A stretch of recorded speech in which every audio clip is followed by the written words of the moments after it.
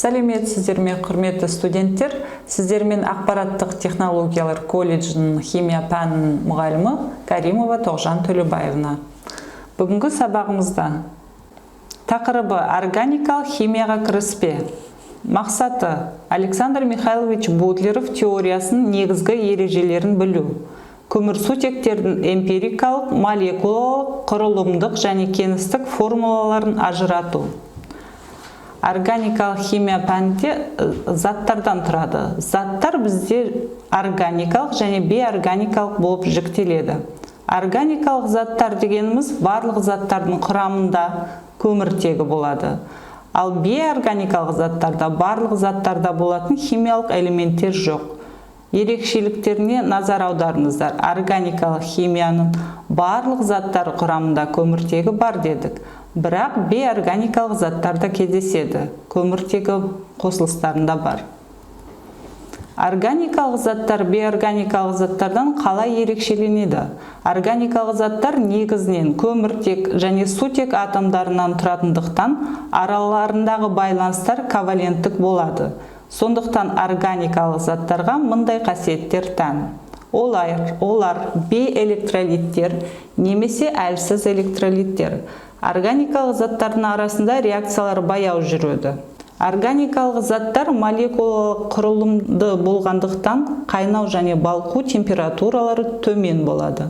Органикалық заттардың қызығуға төзімсіз салыстырмалы төмен температураның өзінде айырылады. Оттек қатысында органикалық заттардың бәрі дерлігі жанады. Көміртек атомдардың арасында байланыстар үзіліп, нәтижесінде көміртектің 4 валентті оксиді түзіледі немесе күйленеді және су түзіледі. Неміс ғалымының айтуынша Фридрих Бьюллердің органикалық химия қазір кез келген адамды таңғалдырады. Ол маған таңғажайып заттарға толы, кіруге батылы жетпейтін, шығуға болмайтын тәрізді шексіз қалың орман сияқты көрінеді. Органикалық химия дегеніміз көмірсутектер мен олардың туындыларынан тұратын химияны айтамыз. Бейорганикалық химия курсын оқып меңгеру барысында химиялық элементтердің периодтық жүйесін негізге аласыздар. Ал органикалық химияны оқып меңгеру барысында Александр Михайлович Бутлеровтың химиялық құрылыс теориясын қолданатын боласыздар. Бутлеровтың құрылыс теориясы дегеніміз органикалық қосылыстардағы атомдардың өзара байланысу тәртібін көрсететін теория. Оның негізін 1861 жылы Қазан университетінің профессоры Александр Михайлович Бутлеров қалаған. Ол теорияның бірінші қағидасы. Органикалық зат молекуласындағы атомдар ретсіз орналаспайды. Олар өздерінің валенттіліктеріне сай белгілі бір ретпен байланысады. Бутлеровтың молекуладағы атомдар байланысу ретін заттың химиялық құрылысы деп атайды. Мысалға алатын болсақ, пропан. Пропанның құрылыс формуласы бейнеленген және ескеретін жағдай органикалық химияда көміртегі ылғида 4 валентті болады. Ал сутегі 1 валентті болады. Теорияның екінші қағидасы. Заттың қасиеті оның молекуласының құрамына қандай атомдардың қанша мөлшерде кіретіндігіне тәуелді болуымен қатар, молекуладағы атомдардың өзара байланысу ретінде де, яғни химиялық құрылысына тәуелді болады. Молекуладағы атомдардың байланысу реті көрсетілген химиялық формула, құрылымдық формула немесе құрылыс формуласы деп аталады. Мысалы, молекулалық формуласы, Брутта формуласы берілген С4O немесе CH3OH. Ал құрылыс формуласы бейнеленген немесе қысқартылған түрінде жазуға болады CH3OH деп. Теорияның үшінші қағидасына келетін болсақ, заттың қасиеті арқылы оның молекуласының құрылысын анықтауға және керісінше оның молекуласының химиялық құрылысы бойынша заттың қасиетін болжауға болады. Мысалға, этанол мен диметил эфирі екеуі екі түрлі заттар классына жатады. Органикалық классының ішінде этанол спирттерге жатады, диметил эфирлерге жатады. Осы үшінші қағидаға байланысты изомерлену түрлері пайда болады. Яғни изомерлер бұл молекуланың құрамы, яғни молекулалық формуладалары бірдей, бірақ химиялық құрылыстары әртүрлі болғандықтан қасиеттері де өзгеше болатын заттарды айтамыз. Изомерлену түрлері құрылымдық изомерлену, стереоизомерлену деп жіктеледі. Құрылымдық изомерлену бойынша көміртек қаңқасы, еселі байланыс орны, орын басушы немесе функционалдық топтың орны класс аралық изомер болып жіктеледі. Ал стереоизомерленуге геометриялық изомерлену, оптикалық изомерленулер жатады. Құрылымдық изомер көміртек қаңқасының изомериясы молекуладағы атомдардың байланысу ретінің өзгеруін айтамыз. Мысал ретінде N-бутан және изобутанның құрылысын қарастыруға болады. Екі заттың молекулалық құрамы бір, бірақ құрылыстары әртүрлі. Сондықтан олардың қасиеттері де әртүрлі болады. Орналасу жағдайын изомериясы еселі байланыстың орын басушының функционалдық топтың молекулада орналасу ретіне байланысты болады изомерия. Мысалды қарастырып кетіңіздер. Еселі байланыстың орнына тәуелді изомериясы және көміртек тізбектегі орын басушылардың функционалдық топтың орнына тәуелді изомериясы. Класс аралық изомерияда органикалық химияның екі түрлі класы бар. Ол бутанон 2 және бутаналь. Бутанон ол кетонға жатады да, бутаналь альдегидтерге жатады. Еселі байланыстың орны және класс аралық изомерияны қарап кетсеңіздер, бутен негізінде алуға болады. Міне формулалары берілген. Осыған байланысты келесі тапсырманы орындап көрейік. Берілген екі құрылымдық формулада қандай ұқсастық пен өзгешеліктер бар деп ойлайсыздар?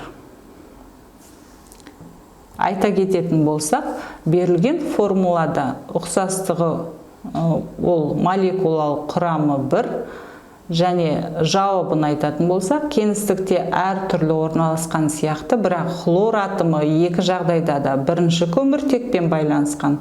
Сондықтан екі формуламен берілген бір ғана заттың формуласы. Теорияның 4-ші қағидасына келетін болсақ, молекула құрамындағы атомдар мен атомдар топтары бір-бірінің химиялық қасиеттеріне әсер етеді. Бір-бірімен тікелей байланысқан атомдар мен атом топтарының өзара әсерлері күштірек болады. Жалпы теорияның маңыздылығына келетін болсақ, табиғаттың диалектикалық материалистік түсінігін растайды. Атомдық молекулалық құрылым негізінде зат туралы түсініктерді тереңдетеді, жинақталған фактілерді жүйелеп, жаңа заттардың болуын болжайды, заттарды жіктеуге ғылыми негіз береді. Және маңыздылығы мен ескертулерге көңіл аударайық. Маңыздылығы органикалық заттар көптік келеді, 27 миллионға жуық. Құрамында міндетті түрде сутегі мен көміртегі атомдары кіреді. Балқу температурасы төмен, қосылыстар берік емес. Көпшілігі бейэлектролиттер. Молекулалық массалары үлкен, гомологиялық қатарлар түзеді, изомерлер түзеді. Тірі ағзада жүретін процестердің өнімдері немесе қатысушылар болып табылады. Ескертулер гомологиятан, изомериядан және катенациядан. Барлық органикалық қосылыстар жанғыш келеді, көпшілігінде молекулалар кристалды торы бар және реакциялары баяу жүреді, көбінесе катализатордың қатысуымен. Органикалық химиядағы формулалардың түрлері жалпы формула, эмпирикалық формула, молекулалық формула және ықшамдалған қаңқалық формула болып жіктеледі. Органикалық химиядағы формулалардың түрлері жалпы формулаға мысал келтіретін болсақ, қосылыстар тобындағы белгілі бір атомдардың немесе атомдар тобының арақатынасын көрсетеді. Мысалы, алкандар үшін CN H2N қосу 2. Эмпирикалық формула ол молекуладағы әртүрлі атомдардың ара қатынасын көрсетеді. Олар мүмкін болатын бүтін жай сандармен белгіленеді. Молекулалық формула молекула құрамындағы барлық атомдарды көрсетеді. Мысалы, заттың эмпирикалық формуласы CH болса, ал заттың шынайы немесе молекулалық формуласы C2H2 немесе C6H6 болуы мүмкін. Органикалық химиядағы 4-ші жіктелуі бойынша формулалардың түрінің ықшамдалған және қанқалық формула. Ашып жазылған формуланы салу әсіресе үлкен молекулаларға қатысты ұзақ уақытты қажет етеді. Мысалға алатын болсақ, C5H12 пентан молекуласы үшін ықшамдалған немесе жиынтық формулалар келесідей бола алады. N-пентан, изопентан немесе 2-метилбутан дейміз, неопентан немесе 2-2 диметилпропан. Және C5H12 пентан молекуласы үшін қанқа формулалары келесідей болады. Сызықшаларымен көрсетілген қанқасы. Ескеретін жағдай, органикалық қосылыстарда көміртегі ылғи да 4 валентті, ал сутегі 1 валентті. Сондықтан үстінде міне валенттілікті көрсетеміз. Мысалы, осы органикалық қосылыстың формуласын жазу үшін, құрылыстық формуласын 4 валенттігін ескеру үшін жан-жағында 4 сызықша келтіреміз. Ол біздің 4 валенттілікті көрсетеді. Ал сутегінің 4 атомы болғандықтан біз оны 4 жерден орналастырамыз да, әрбір сутекке бір сызықшадан келу керек. Ол оның валенттілігі 1 валенттілігін көрсетіп отыр. Теориясын еске алатын болсақ, изомер ұғымы бар. Изомер дегеніміз молекулалық құрамы 1, құрылыстары әртүрлі заттарды айтамыз. Органикалық қосылыстарда үнемі осы изомер ұғымдарына көп көңіл аудару керек. Мысалға, N-пентанның, жалпы пентанның изомерін сызу үшін біз N-пентан және изопентанды салыстыратын болсақ, алдында айтып өткендей, органикалық қосылыстарда көміртегі 4 валентті, сутегі 1 валентті. Сондықтан әрбір көміртегін жан-жағында 4 сызықшадан келу керек. Қарасаңыздар, ал сутекке 1 сызықшадан. Енді осы екі затты санайтын болсаңыздар, мұнда C5H12, ал мына изопентанның құрамында да C5 санасаңыздар H12. Жалпы екі заттың құрамы 1, құрылыстары әртүрлі. Осындай заттарды изомерлер деп атаймыз.